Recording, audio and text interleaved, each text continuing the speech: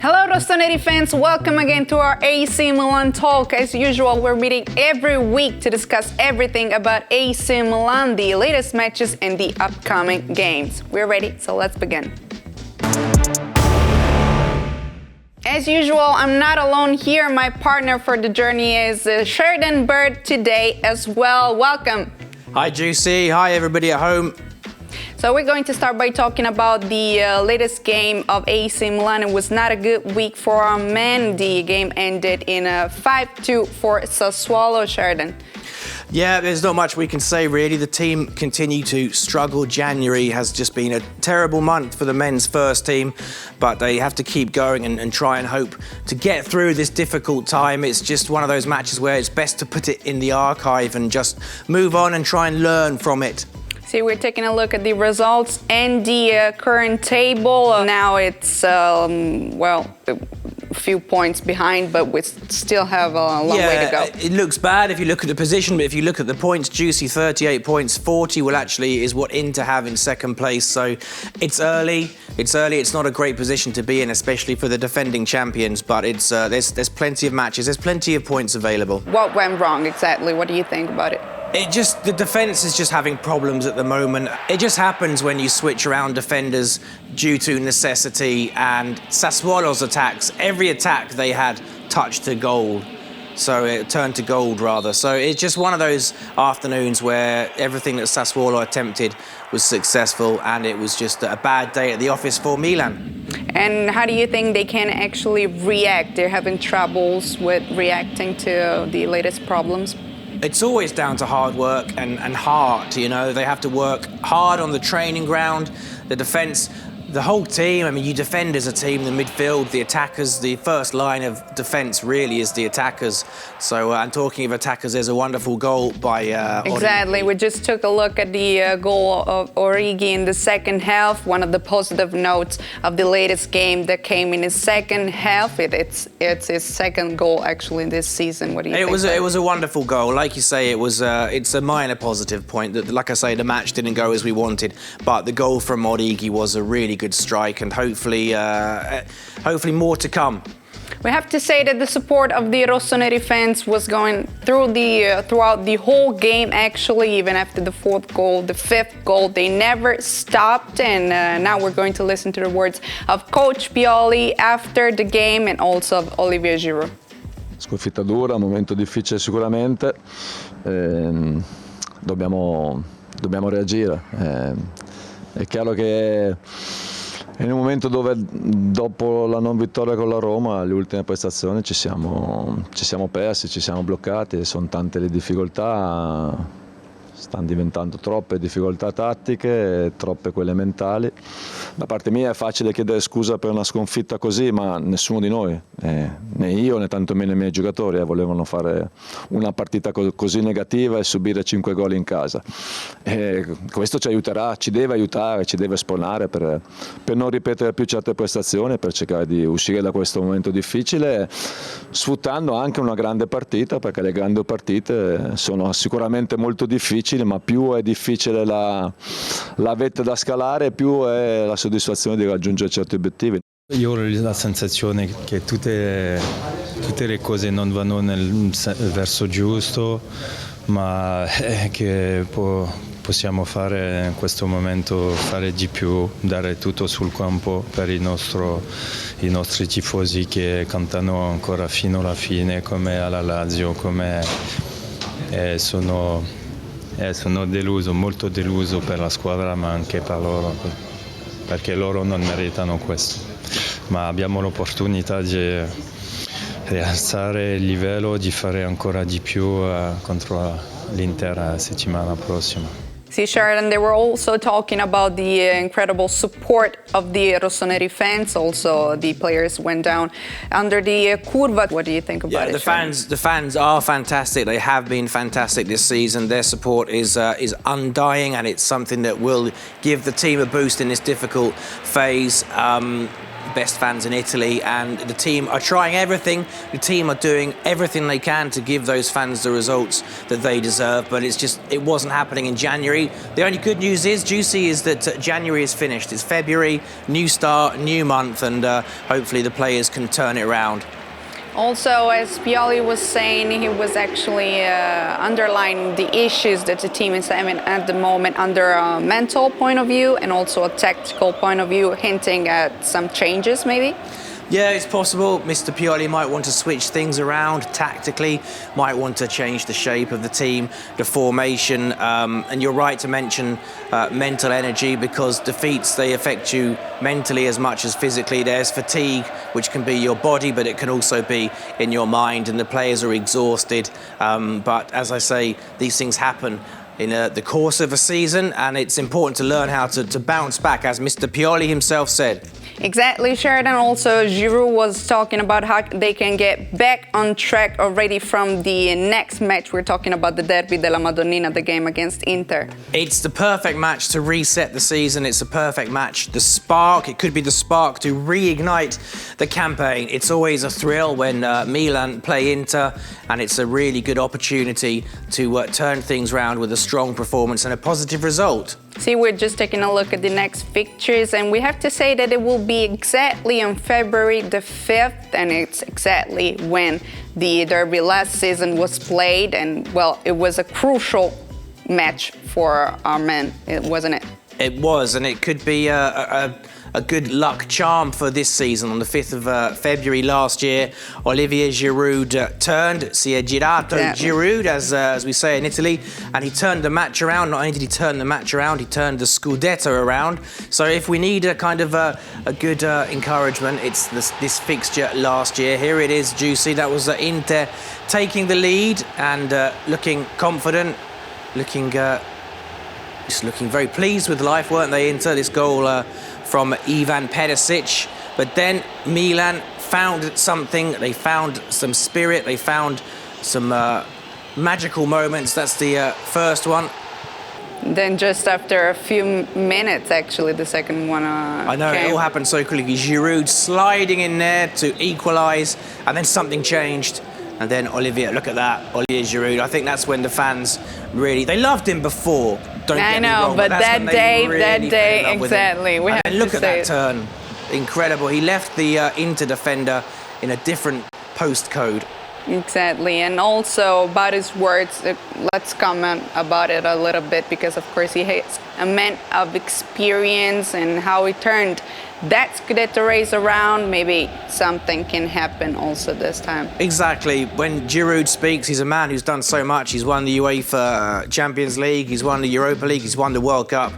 He's done a few things, let's say that. He's won the Scudetto, of course. So he knows what he's talking about. He knows that football is full of ups and downs, and it's a chance now to, as I said before, to reset the season, to start again, and it's going to be a great match. It will be the third derby of the season, actually. We have to say that the first time we won it, the second one was the final of Supercoppa, of course, in Riyadh, and now it's the time to... Absolutely, it's the third when you've both won a game each. The third in Italy they call La Bella, don't they? This is the decider. Exactly. Is this the winner takes all? Who knows? But it's like I say, it's always wonderful when the city comes together. It's a friendly rivalry as well. It's a city in which there are Milanista and Interisti in the same family, the same house. So it's always played in a good spirit. And these are the images of this season's first derby, the home one for Milan, and a positive result. We want more of the same. To get 6 points from Inter in the title race is the mission. Inter at the moment are in very good form, and they're still in race for every competition. What do you fear most about them?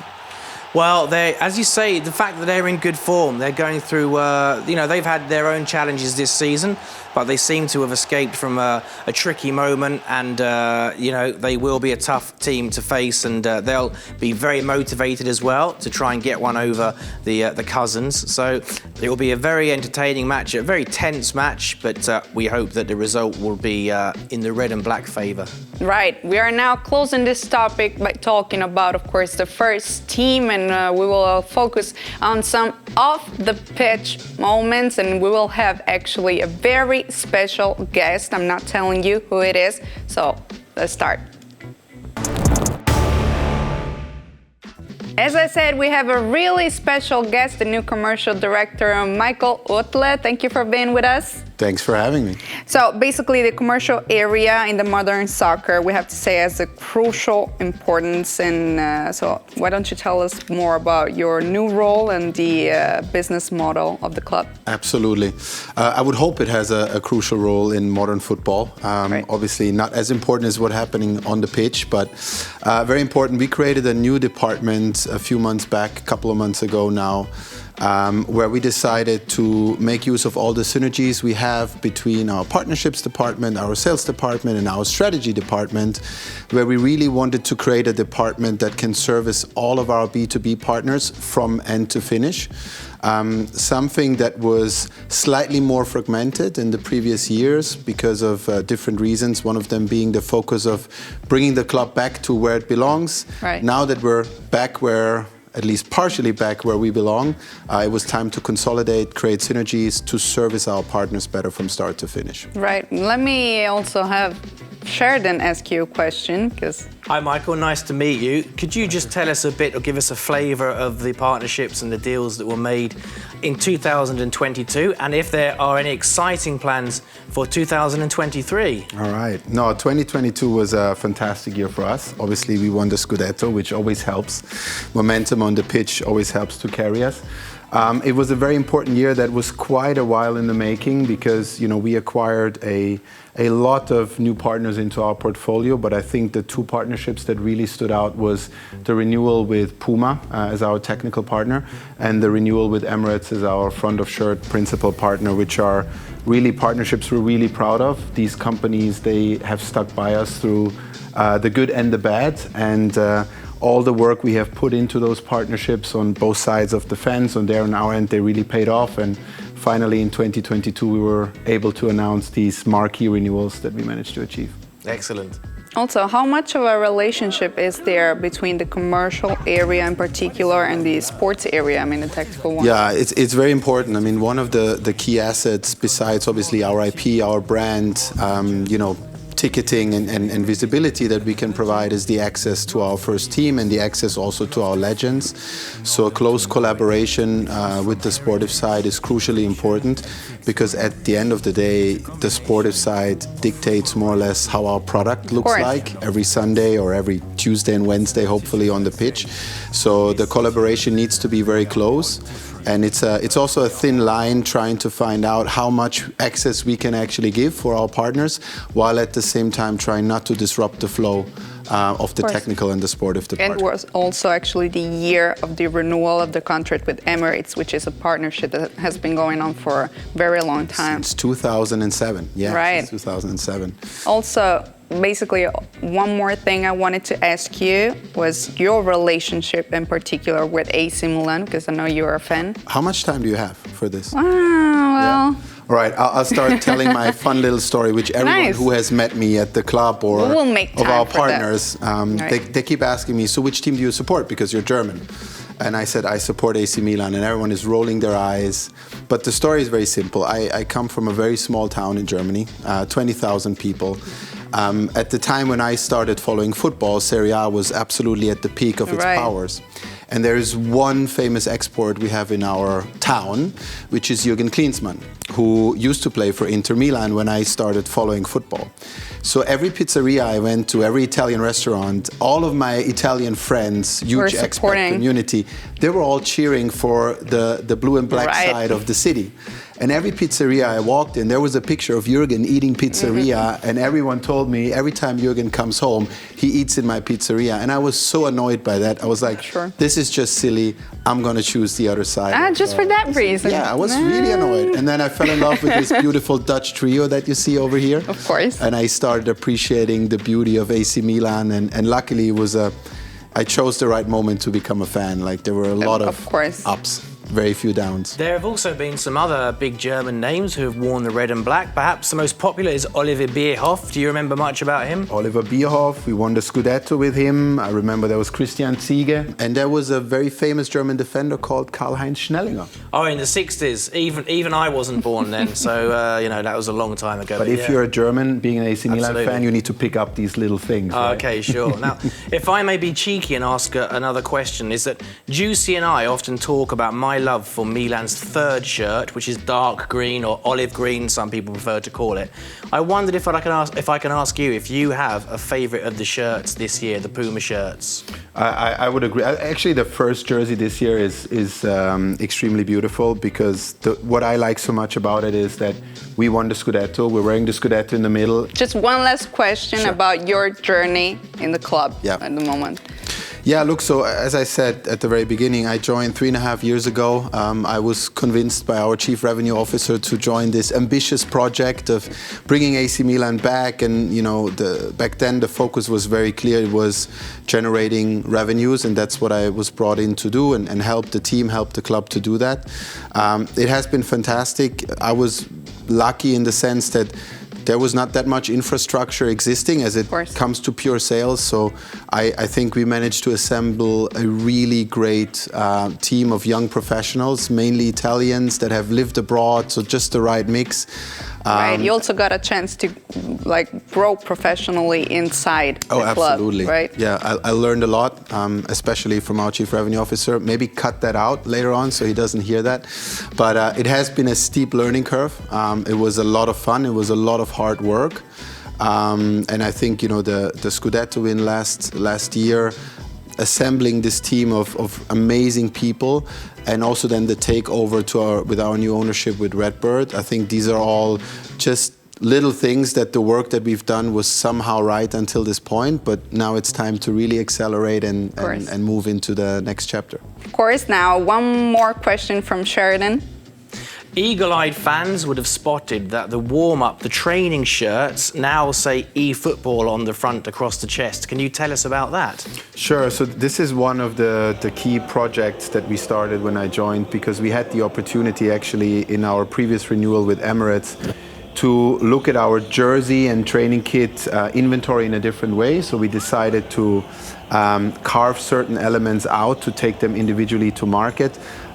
Super proud that Konami, with the eFootball brand, which was previously called Pro Evolution Soccer, they decided to partner up with us to go on the training kit. We also signed our first ever sleeve partner deal with BitMax just before we announced Konami.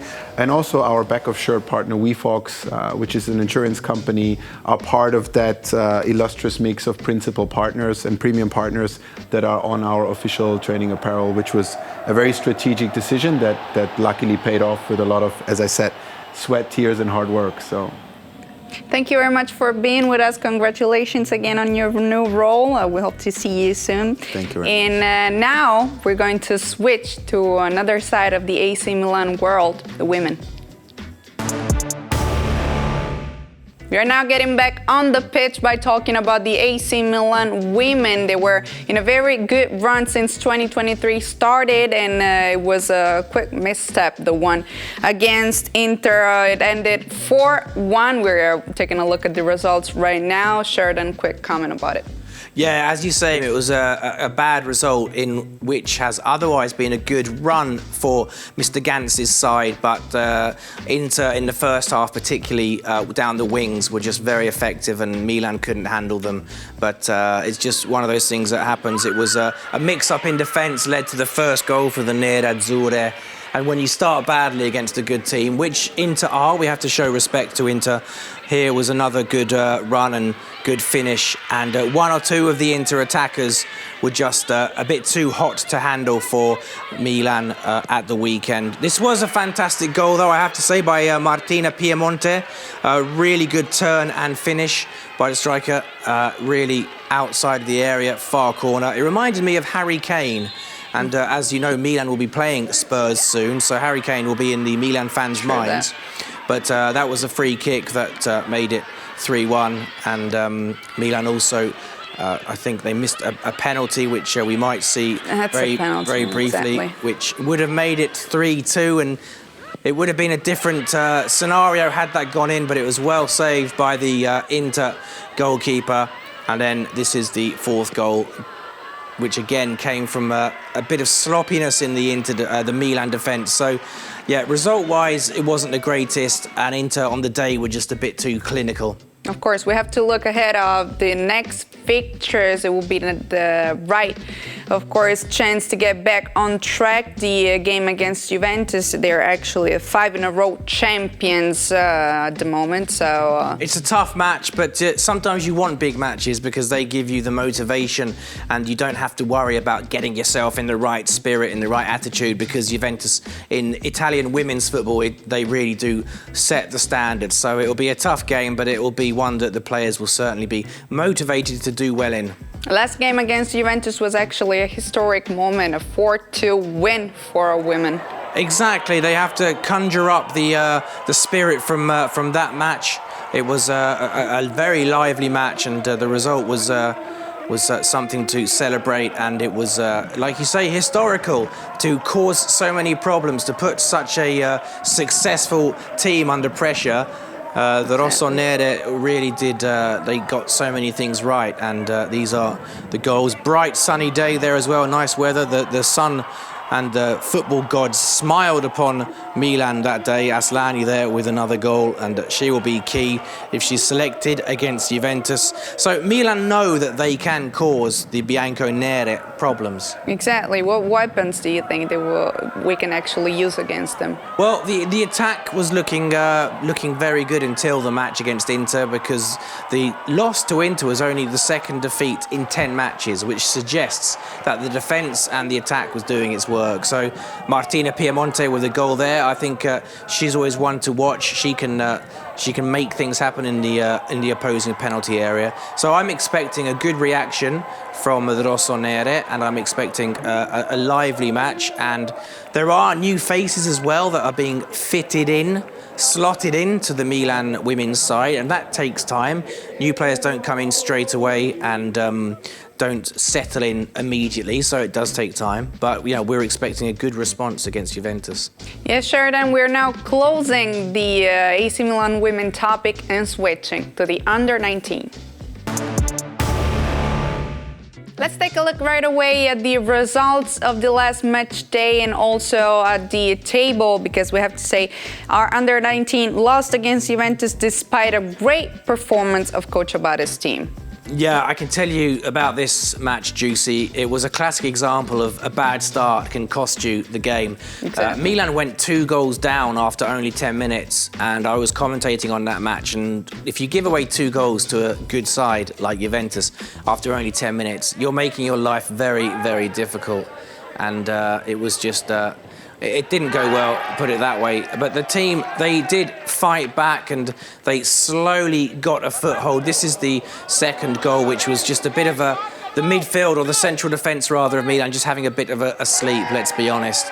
And before they realised it, they were 2 goals down to Juventus. But with tenacity and attacking invention, they managed to claw their way back in. Exactly. There were a few actually very good things that we could see in this game, despite of the results. You look at the scoreline, Juicy, you think 4-2, disaster. But it was only those first 10 minutes. After that, Milan played on a level par with Juventus, and it just, it magnifies the scoreline. Really looks a lot worse than it was. I mean, that's a fantastic goal. That was probably the last kick of the game, and that was the captain, Gabriel Younis Elilali, who scores spectacular goals, and that gave Milan hope to turn it round, but Juventus were just a bit too strong. However, had Juventus not scored 2 goals after 10 minutes, we might be having a different conversation. Exactly, that's true. And we have to say the next fixtures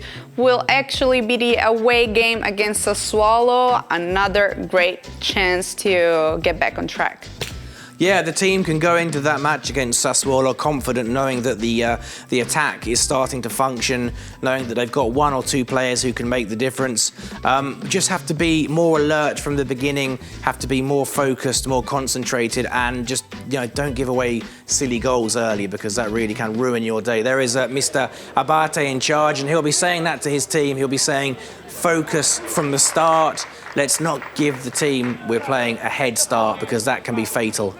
Also, we have to say next week we will be getting back the Youth League's round of 16, actually. Very excited about that. The team did so well to qualify top of their group. I know I say it every week, but they came top of the group, including Chelsea, and it was really an impressive performance. So back to European duty, continental duty very soon, and that will be something that the players will be very excited about. We're very excited about it, aren't we, Juicy? Thank you for being with me this week as well, Sheridan. I'm looking forward to seeing you again next week. Thank you, Juicy. My pleasure. And everyone out there, have a great week. Thank you, everyone, for being with us. We're meeting again next week to discuss some more about AC Milan. Ciao.